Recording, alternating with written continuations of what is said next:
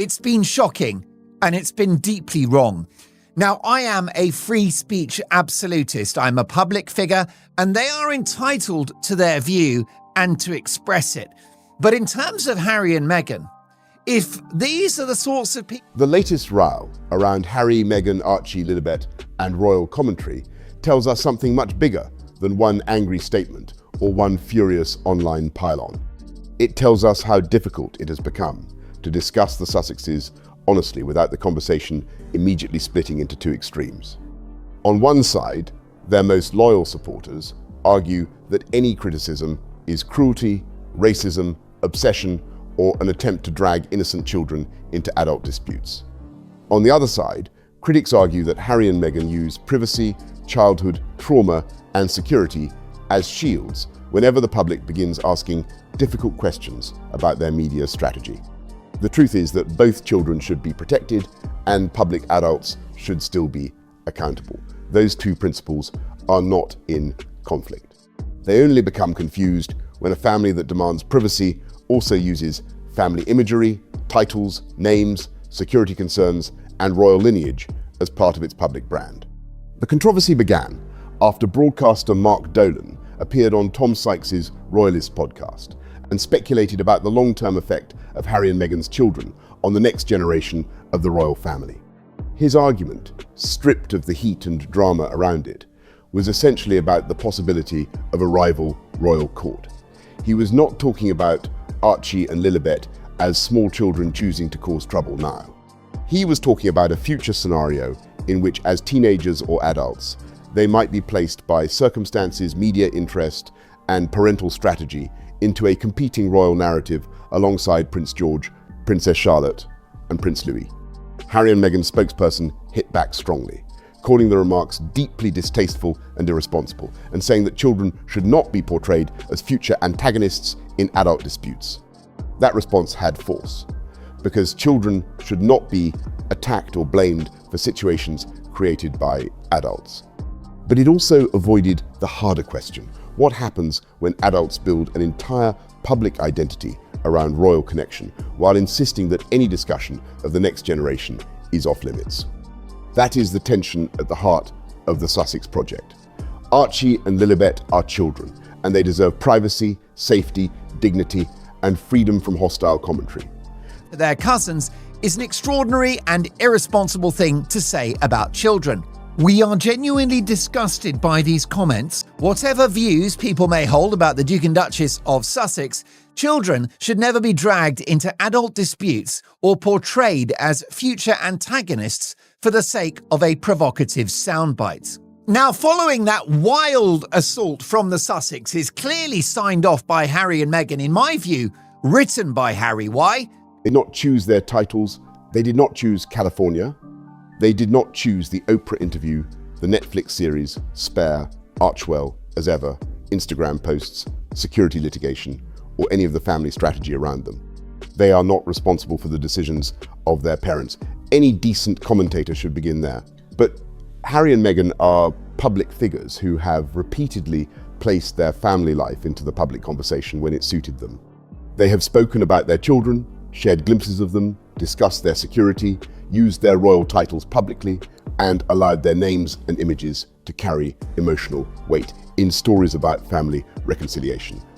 If parents use family identity as part of a public narrative, it becomes reasonable to discuss the structure the parents are creating, provided the children themselves are not attacked. That is an important distinction. Criticizing Archie or Lilibet personally would be wrong. Speculating about their personalities, mocking their names as children, assigning bad motives to them, or treating them as enemies of their cousins would be unfair and indecent. But analyzing whether Harry and Meghan are creating a parallel royal brand is a legitimate subject. The children are styled as prince and princess. They live outside the working royal system. They are being raised in a media environment shaped by their parents' conflict with the institution. Their occasional appearances or references generate headlines. Their visits to Britain, if they happen, become major royal stories. Their relationship with King Charles, Prince William, and the Wales children will be watched by the press whether anyone likes it. That is not the children's fault. It is the reality created by the adults around them. The furious response from some Sussex supporters only made the issue more revealing. After the podcast row, Dolan said he received a wave of abuse online, much of it personal, ugly, and aggressive. He described being called names, accused of vile motives, mocked physically, and attacked in language he said was too offensive to repeat in full. There is no need to reproduce that abuse here. Repeating it gives it oxygen, but the pattern matters.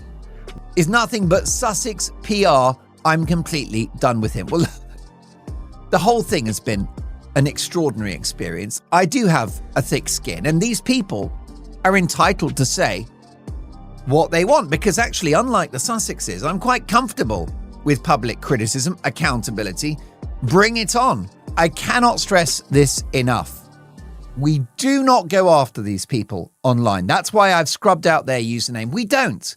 And I'll tell you for why. If you really want me to be happy, we have free. When a fan base claims to be defending children by hurling degrading insults at adults, the moral argument becomes confused very quickly.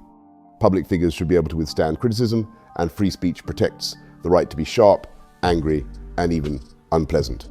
But if the Sussex brand is built around compassion, online safety, mental health, and kindness, then the behavior of some of their loudest supporters becomes a reputational problem. A movement cannot preach digital care while normalizing digital mobbing. This does not mean Harry and Meghan personally control every anonymous account that defends them. They do not. No public figure is responsible for every fan, troll, or partisan who uses their name online. The Prince and Princess of Wales also have supporters who can behave terribly. Royal fandom can become tribal on every side. But there is a particular irony when Sussex defenders use the language of protection while engaging in the very kind of behavior Harry and Meghan often condemn. The couple have spoken about cannot sink to their level. And so if you get online and start attacking these people, then we are as bad as they are. Okay, so they can take the low road. You and I, like Michelle Obama, will take the high road. So don't go after these people. Don't go breaking my heart. And let them have their say and let them reveal themselves for who they are. I really would rather it that way around. The worst thing we can do on this show: online harm, social media toxicity, and the need to protect young people from digital abuse. Meghan's spokesperson has also defended her choice to share carefully limited family images by saying there is a difference between sharing life moments and exposing children to public scrutiny. That is a reasonable distinction in theory, but the distinction becomes harder to maintain when the same ecosystem treats critics as enemies to be punished rather than voices to be challenged. The free speech issue is central. Dolan described himself as a free speech absolutist and said he did not want his audience going after the people who attacked him. That is the right instinct. If one side complains about being mobbed and then sends its own mob back, nothing improves. Adults in public life should be able to criticize, be criticized, respond, and move on without demanding silence. Harry and Meghan are entitled to issue a statement defending their children. Dolan is entitled to explain what he meant. Viewers are entitled to think he went too far. Critics are entitled to say the Sussex response was opportunistic. But the line should be clear. Argue with ideas, do not dehumanize people. Protect children, do not use children as rhetorical armor. Defend privacy, do not turn privacy into a weapon that only works in one direction. The Lilibet name controversy shows why these arguments keep returning. Harry and Meghan named their daughter Lilibet Diana Mountbatten Windsor in 2021, honoring both Queen Elizabeth II and Princess Diana. The name Lilibet was Queen Elizabeth's deeply personal family nickname, used from childhood by close relatives and by Prince Philip. After the birth announcement, the Sussexes said Harry had spoken to the Queen and that they would not have used the name had she not been supportive. But the BBC's royal correspondent, Johnny Diamond, reported, citing a palace source, that the Queen had not been asked for permission to use the nickname. Harry and Meghan's lawyers called the report false and defamatory, and Buckingham Palace did not publicly endorse either version. Years later, Robert Hardman's book revived the controversy with an account from a royal aide saying the Queen was extremely upset after the Sussexes publicly claimed she had given her blessing. No outsider can know the full truth of that private conversation.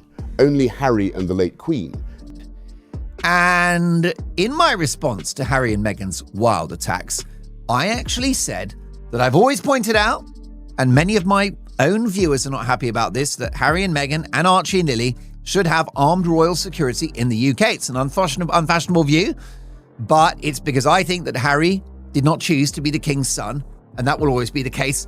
So there you are. I don't think they deserve it, but I think it's unimaginable should anything. Knew precisely what was said, how it was said, and how it was understood. It is possible that Harry told his grandmother the name and believed her response was supportive. It is possible that the Queen felt informed rather than asked. It is possible that the gap between those two interpretations created the entire dispute.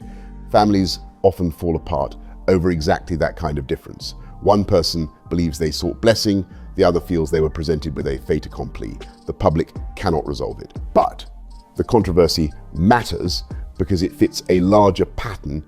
Harry and Meghan often present deeply personal family decisions as acts of honor, while palace sources later suggest those decisions felt more complicated inside the family. The naming of Lilibet became not only a tribute, but another argument over consent, memory, and who controls the royal narrative. That is why some commentators choose not to use the name Lilibet casually. They see it as belonging intimately to Queen Elizabeth and feel uncomfortable using it as a public brand marker. Others think that is excessive and unfair to a child whose parents chose the name for her. Both positions can exist without attacking the child. The child bears no responsibility for the naming controversy. She should not be made the target of adult resentment. But adults are allowed to ask whether Harry and Meghan understood the emotional weight of taking a private nickname so closely associated with the late Queen, especially at a time when relations with the family were already strained. A tribute can be sincere and still be controversial if the person being honored would have preferred a different boundary. That is precisely why discretion matters in royal families. The problem with the Sussexes is that they often appear to want the emotional benefits of royal intimacy without accepting the consequences of public scrutiny. If they invoke the Queen, Diana, Archie, Lilibet, security, trauma, or childhood, they expect the public to treat those subjects with tenderness. Fair enough. But when those same subjects become part of a public-facing identity, people will ask questions. Meghan posting family moments online while also campaigning on child online safety is a perfect example. Her spokesperson has argued that there is a difference between sharing moments and exposing children to public scrutiny, especially when faces are obscured. That may be her genuine view as a mother. I said that I've got no doubt that Archie and Lili are great little kids. I've said it many times. I'm sure they're smashing little kids, and I called them little creatures. And this has been used and weaponized against me, because apparently that's an outrageous thing to say. Well, I don't know if this is lost in translation. I'm in the United Kingdom.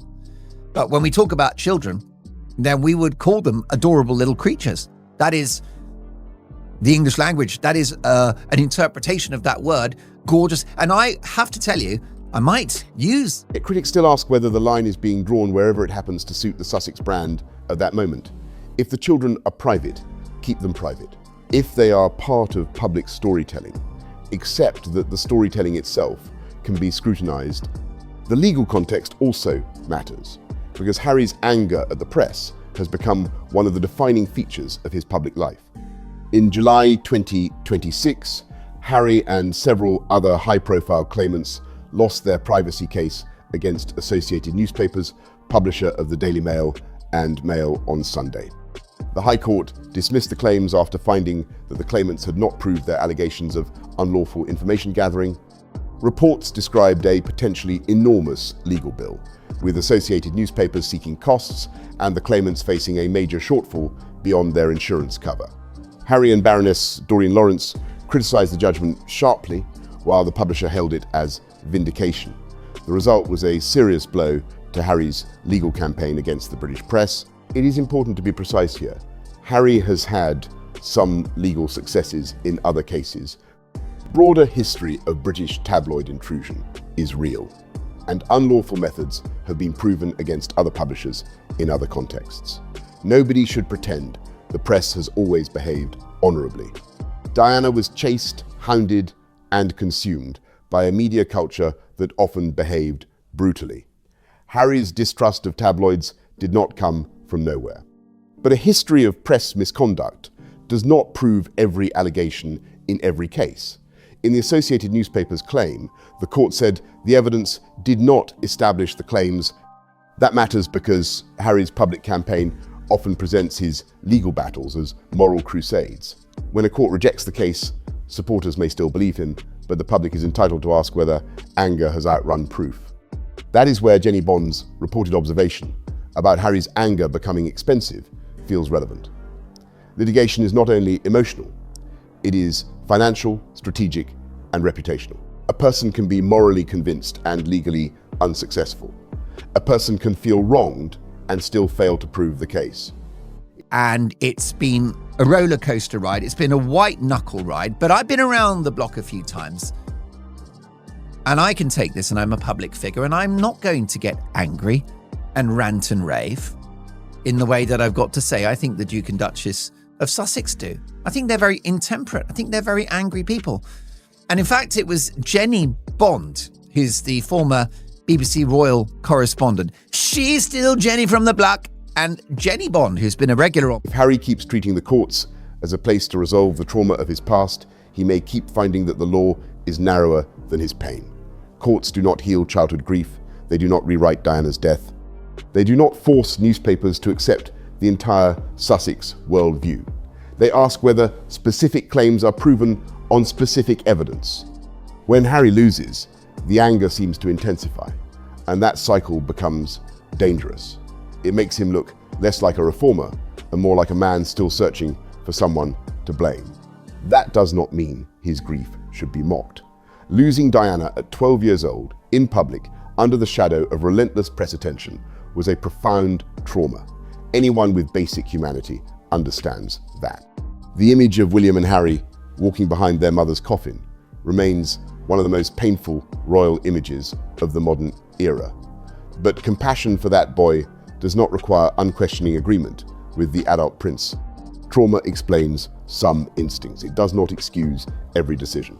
It explains why Harry may distrust the press. It does not prove every journalist is guilty. It explains why he may be protective of his wife and children. It does not mean every critic is dangerous. It explains why Diana's memory matters so much to him. It does not mean Diana can be used to close down scrutiny. The Catherine Cancer statement example also reveals how every word now becomes a battleground. When Catherine, Princess of Wales, announced her cancer diagnosis in 2024, Harry and Meghan issued a statement wishing her health and healing. Some commentators criticised the message for what it did not say, arguing that the absence of warmer language revealed emotional distance. Others thought that kind of analysis was petty and unnecessary. Both reactions are understandable. On one hand, when a sister-in-law faces serious illness, people expect warmth. On the other, public statements are often carefully drafted, especially when relationships are strained. The larger point is that the Sussex relationship with the royal family has become so damaged that even a message of support is dissected for hidden meaning. That is not healthy, but it is the world the public drama has created. The same dynamic appears with the children. If Meghan posts a birthday photo, that the Sussex's anger, I think she said Prince Harry's anger, is getting very expensive. And I think that's exactly right. Because he tried to sue the Mail on Sunday a couple of years ago, changed his mind, settled out of court, had to pay around $1.5 million expenses to the Daily Mail, and no doubt similar amount for himself. You've got the angry reaction to the judge's verdict in his failed court case against the publishers of Daily Mail this time round. Critics ask whether the children are being used for attention. If she posts nothing, supporters say she is protecting them. If Harry raises security concerns, critics ask whether he is seeking taxpayer-funded privileges. If he stays away, supporters say he is being forced from his homeland. If Archie and Lilibet visit Britain, the trip becomes a reunion narrative. If they do not, it becomes proof of estrangement.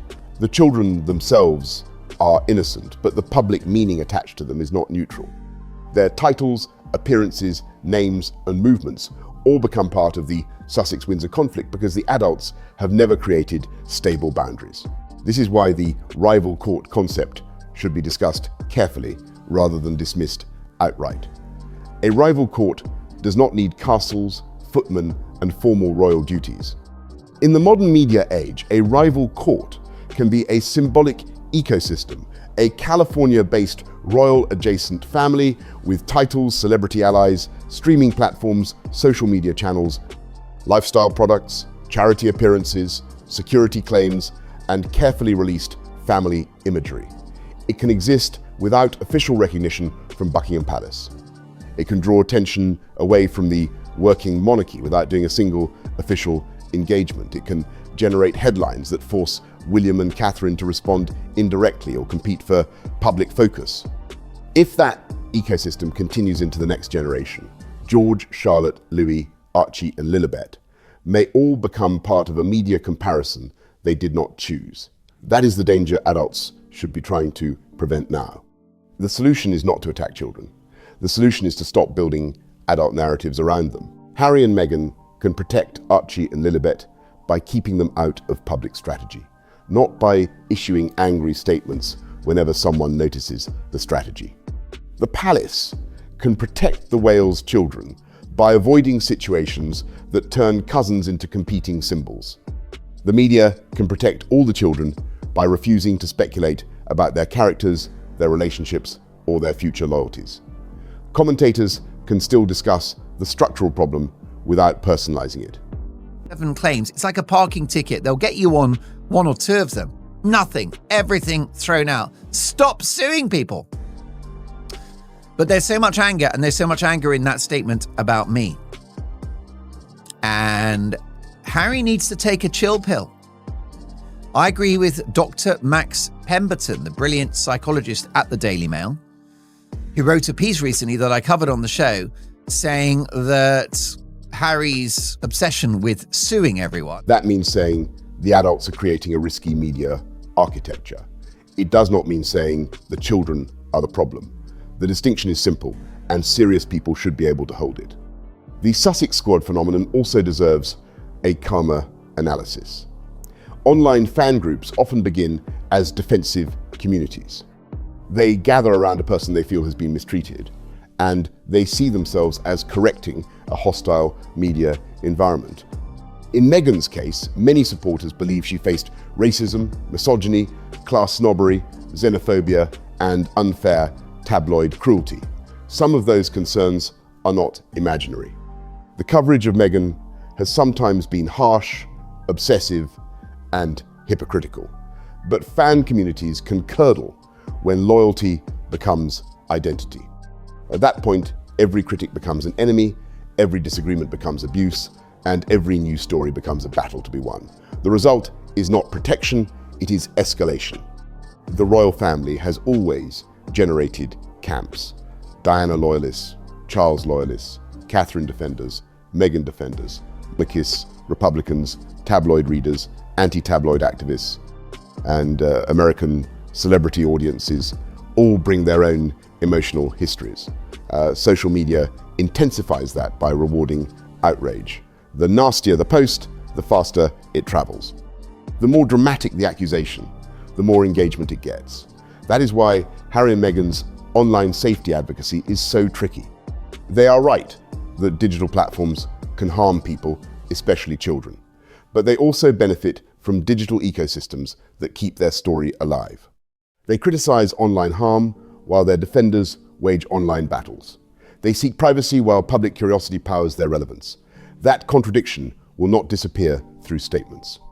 There is also a media business angle. Royal commentary is profitable because the Sussexes are polarizing. Supporters click to defend them, critics click to attack them. Outlets know this, podcasts know this, YouTube channels know this, newspapers know this. Meghan and Harry know this too because they have built professional lives in the same attention economy. That does not make is his effort to find someone to blame for his trauma earlier in life. And of course, we know the details of that great tragedy, 1997, and his dear mum, right? It's not the Daily Mail's fault, and it's not King Charles's fault. It's not Buckingham Palace's fault. It's not the fault of me or the Daily Express or anyone else. It happened. It's a tragedy. It is awful. I get it. Every criticism cynical, and it does not make every Sussex project manipulative, but it does mean everyone should be honest about incentives. Outrage pays, sympathy pays, victimhood pays, moral superiority pays. Even denunciations of the media become media products.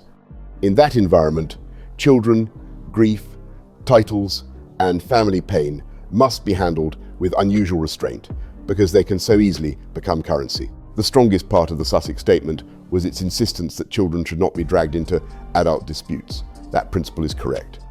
The weakest part was the implication that all discussion of future royal dynamics involving those children is inherently demonization. It is not.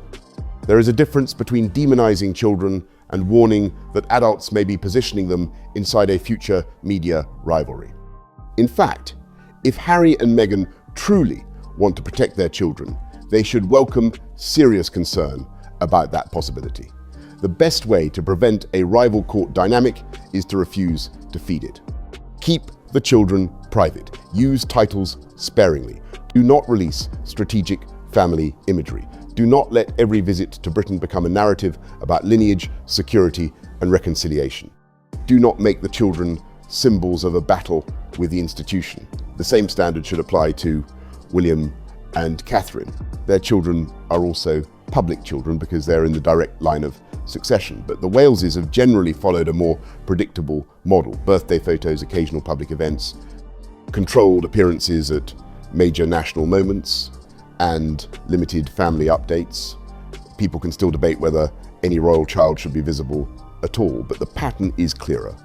With the Sussexes, the pattern is more ambiguous because they are simultaneously private citizens, commercial figures, royal title holders, media producers, campaigners on online safety, and participants in a long-running family feud.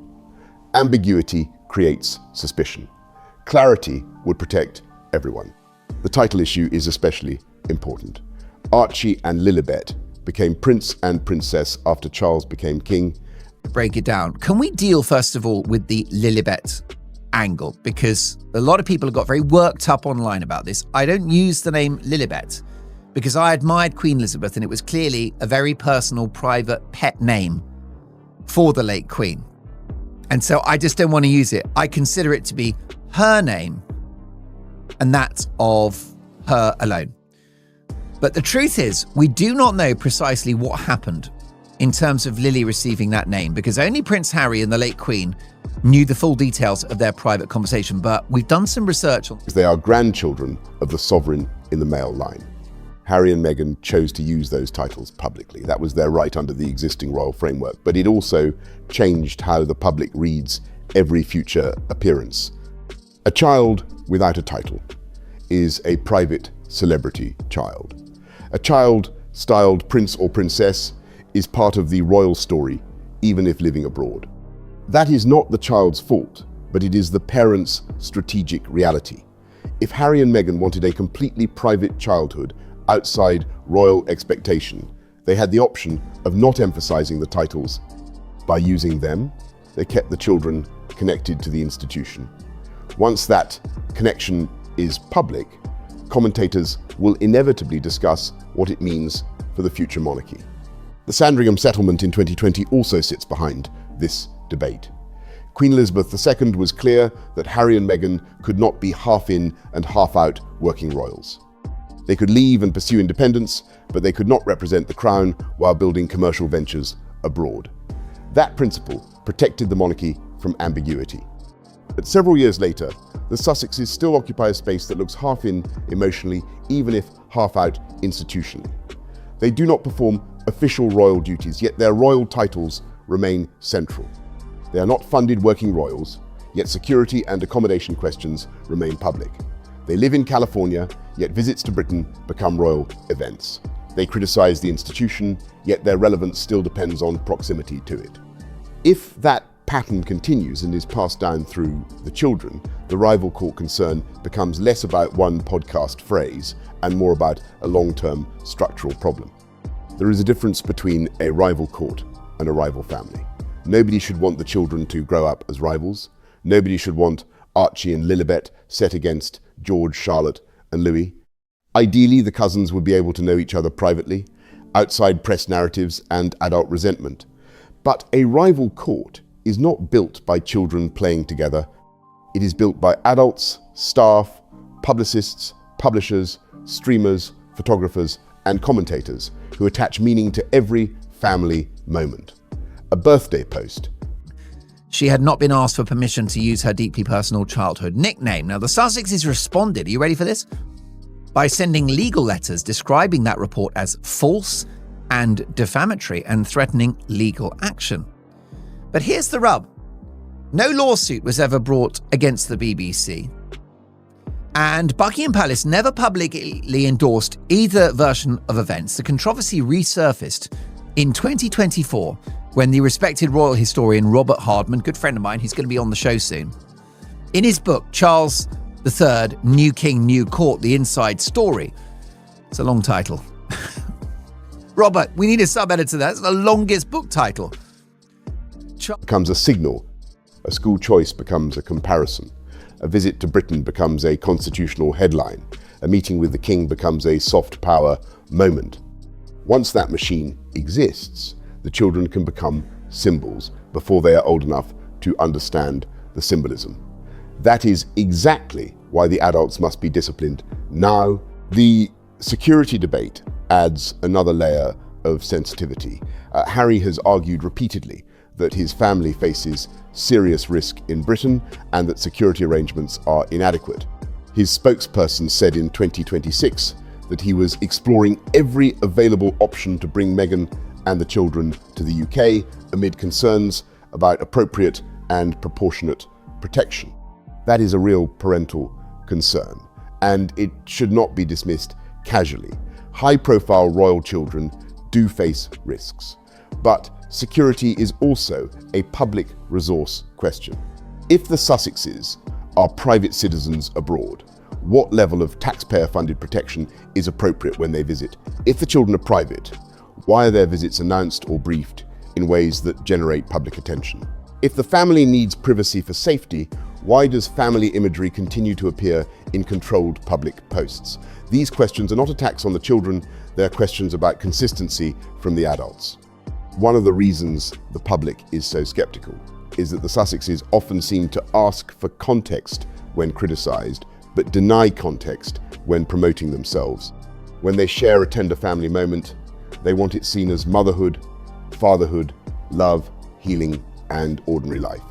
When critics ask why the moment was shared publicly, they say privacy has not been violated because faces may be hidden or the image is controlled.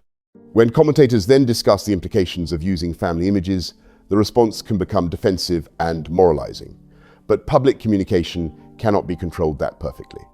Once a family moment is released, it belongs partly to the public conversation.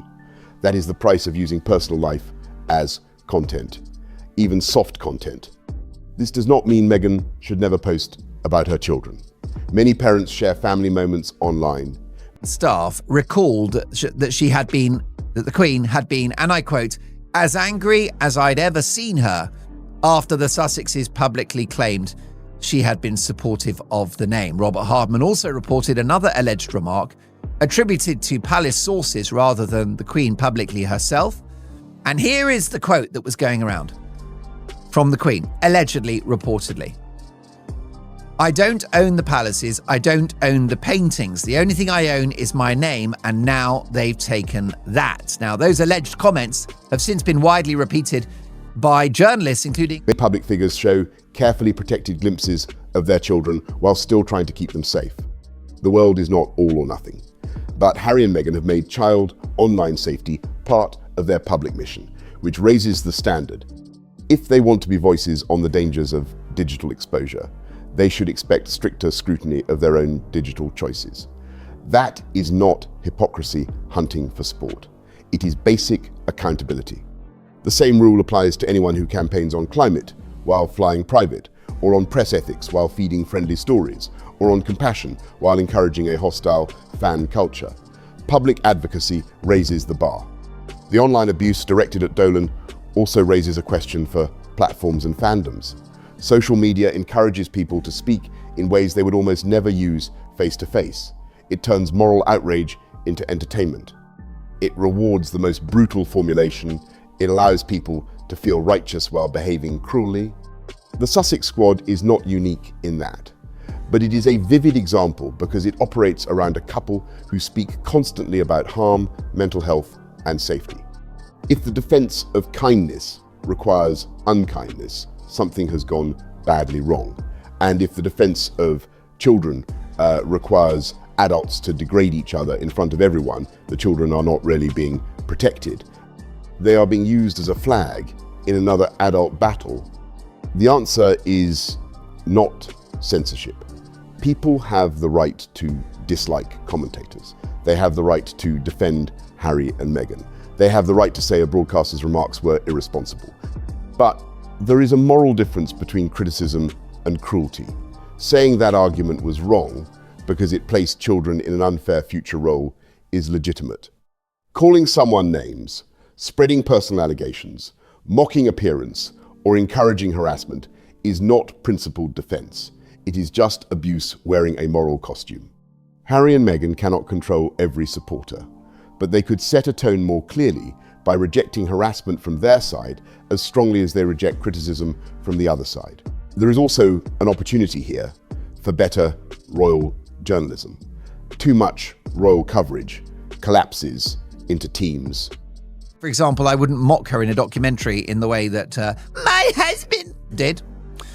And I wouldn't have done what Harry did, which is announce that a book was coming about the royal family whilst the Queen was still alive, so that as she saw out her final days and mourned the passing of her rock, Prince Philip, she had to worry what was going to be in this tell-all book that threatened to destroy the family and the institution to which she had devoted her life.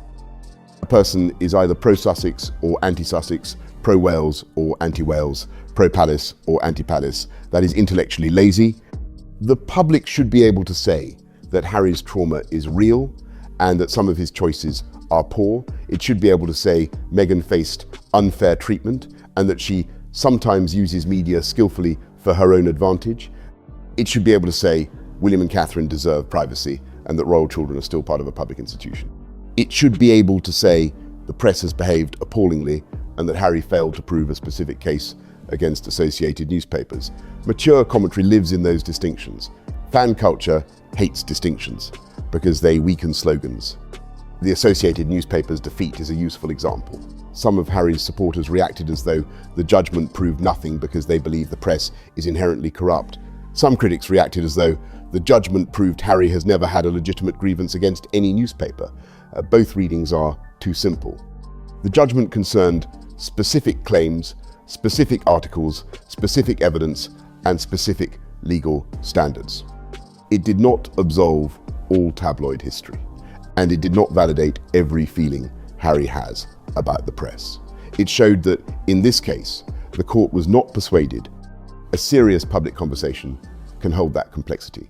The problem is that Harry's public style often does not encourage complexity. It encourages a moral drama in which he is fighting the bad press, the bad palace, and the bad commentators all at once. That may feel emotionally satisfying, but it is a poor substitute for evidence. The Lilibet dispute works the same way. One side says the Sussexes honoured the Queen and told her in advance. The other says they took a private nickname and then overstated the Queen's blessing. The public cannot know the private truth, but it can know that the dispute became public because the Sussexes chose a name with enormous personal and symbolic weight. If they had chosen Elizabeth as a middle name, perhaps the matter would have been simpler. By choosing Lilibet as the first name, they stepped into something intimate. Maybe they intended love. Maybe the Queen felt pressure. Maybe both things are true. The lesson is not that the child should be burdened with the controversy. Does not contain the word love. And she was like, oh, for goodness sakes, please don't even go there. I'm like, well, I'm so sorry for doing my journalism, but I've just quickly scanned this message. Every news outlet in the world is like, Harry and Meghan have issued a statement about Catherine, and it's very nice, and that's it. Nothing to see here. I'm the only journalist on the planet that found the story hiding there in plain sight. It did not contain the word love. Your sister-in-law is diagnosed with... The lesson is that adults should be extremely careful when they borrow private family symbols and then present the borrowing as a public tribute. The same caution applies to Diana's legacy. Harry and Meghan often draw emotional authority from Diana directly or indirectly. Harry's grief, his press campaign, his fear for Meghan, and his desire to protect his children are all framed against what happened to his mother. Again, that is understandable. But Diana's memory cannot be used as an all-purpose moral shield. William is Diana's son too. The Wales children are Diana's grandchildren too. The public has a memory of Diana that is not owned by the Sussexes. If every criticism of Harry is treated as a failure of compassion toward Diana's boy, then Diana's tragedy becomes a way of closing debate. That is not fair to the public, to William, or to Diana herself. What should the public take from this latest row? First, criticism of Harry and Meghan is legitimate when it concerns their public actions, media strategy, lawsuits, statements, brand decisions, security claims, and use of royal status. Second, Archie and Lilibet should not be treated as targets, villains, or political actors. Third, the Sussexes cannot reasonably place family identity into the public arena and then demand that nobody analyse the adult strategy around it. Fourth, online supporters do their cause no favours when they respond to alleged cruelty with cruelty of their own. Fifth, Harry's legal and media battles are now part of the public assessment of his judgment, especially after major defeats. And finally, Diana, Queen Elizabeth, Catherine, William, the Wales children, and the Sussex children should not be reduced to pieces on a PR board. The tragedy of the modern Sussex story is that it keeps turning real human pain into public combat. Harry's grief is real, Meghan's experience of hostile coverage was real, the royal family's wounds are real. The children are real children, not symbols. But the machinery around the story keeps transforming human experience into statements, lawsuits, posts, podcasts. Cancer, you say speedy recovery, well, they did that. Well wishes, they did that. But you would then surely say, lots of love or sending love, right? The word love would be in there. How can you not write a message about your sister-in-law's cancer diagnosis, a long message with lots of words, but leave out the word love? Very, very strange. That can be your interpretation. So there you go, folks. Books, documentaries, and viral arguments. Everyone claims to be protecting someone. Everyone claims to be the injured party. Everyone claims to be defending truth. Meanwhile, the public watches another cycle of outrage and wonders where the boundaries went. The way forward is not silence. It is better speech. Commentators should be precise. Fans should be humane. The Sussexes should be consistent. The palace should be clear. The press should separate public interest scrutiny from personal cruelty. And adults on every side should remember that children deserve protection not only from hostile critics, but also from being turned into future plot points. If Harry and Meghan want the public to stop talking about Archie and Lilibet in royal strategy terms, they have more power than anyone to make that happen. They can keep the focus on their own work, their own choices, and their own accountability. Until then, the question will remain: are these children being